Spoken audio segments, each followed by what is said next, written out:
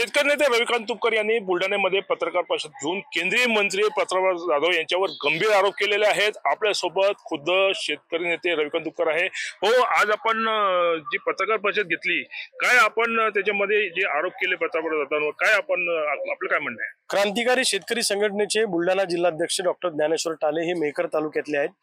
त्यांना मेहकरच्या उपविभागीय अधिकाऱ्यांनी 1 वर्षासाठी 7 जिल्ह्यातून तडीपार केलाय।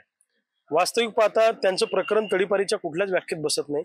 त्यांच्यावर 5 गुन्हे दाखल आहेत, त्यातले 4 गुन्हे हे सोयाबीन कापसाचं आंदोलन करताना झालेले आहेत, पीक विम्यासाठी झाले, ते सत्याग्रहाचे गुन्हे आहेत। एकच गुन्हा त्यांच्यावर खाजगी स्वरूपाचा आहे आणि एक प्रतिबंधात्मक कारवाई आहे। ते तडीपारीच्या कुठल्याही कायद्यात बसत नसताना जोर जबरदस्तीनं प्रतापराव जाधवांनी SD1 वर प्रेशर आणलं, पोलिसांवर प्रेशर आणलं, ही तडीपारीची कारवाई केली।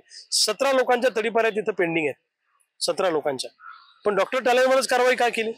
कारण लोकसभेमध्ये मी जेव्हा अपक्ष उभा होतो तेव्हा प्रतापरावांना आम्ही घाम फोडला होता आणि डॉक्टर टाले मेहकर भागात काम करत होते। मेहकर मतदारसंघात मला प्रतापरावांच्या बरोबरीत मतदान झालंय, त्यामुळे प्रतापरावांच्या मनात माझ्याबद्दल आणि माझ्या कार्यकर्त्यांबद्दल राग आहे। मला सुद्धा जीवे मारण्याचा प्रयत्न भविष्य काळामध्ये होऊ शकतो अशी माहिती माझ्यापर्यंत आलेली आहे।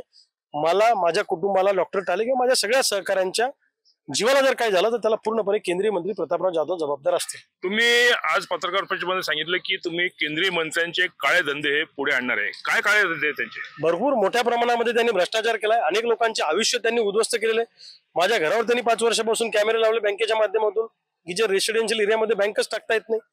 अशा पद्धतीनं प्रतापरावांचे प्रचंड काळे धंदे, हजारो कोटीची माया त्यांनी अवैध मार्गाने जमवलेली आहे।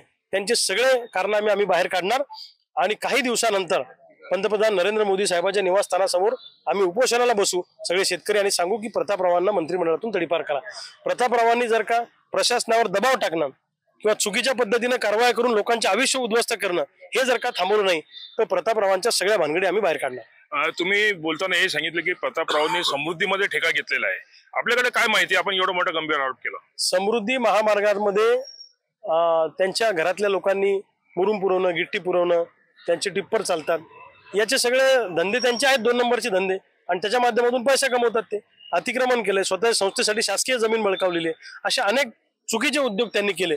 आजपर्यंत आम्ही कधी त्याच्या खोलात गेलो नाही, पण आता इथून पुढे आम्हाला ते खोलात जाऊन त्यांचे सगळे काळे धंदे बाहेर काढावे लागतात। महाराष्ट्राचं अर्थसंकल्पीय अधिवेशन आहे, आपले काय म्हणणं आहे की अजित पवारांनी शेतकऱ्यांसाठी काय दिलं पाहिजे आणि आपल्याला वाटते का की हे सरकार देईल?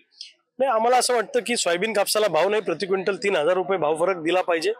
कर्जमाफीचं आश्वासन सरकारने दिलं होतं ते पूर्ण केलं पाहिजे।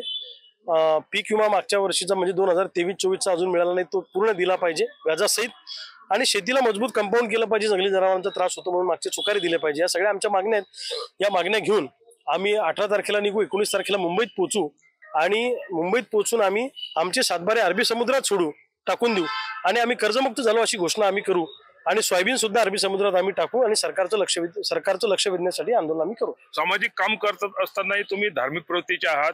राज ठाकरेंनी जे स्टेटमेंट केलं की गंगेचं पाणी पिण्यासारखं नाही, आपल्याला वाटते का गंगेचं पाणी पिण्यासारखं नाही? मी काही ते स्टेटमेंट अजून ऐकलं नाही, मी ते स्टेटमेंट पूर्ण बघीन आणि मगच त्याच्यावर प्रतिक्रिया देईन। नक्कीच हे होते आपल्यासोबत शेतकरी नेते रविकांत तुपकर यांनी केंद्रीय मंत्री प्रतापराव जाधव यांच्यावर गंभीर आरोप केले आहे आणि त्यांच्या विरोधात रान उठवणार असल्याची यांनी आज घोषणा केली आहे।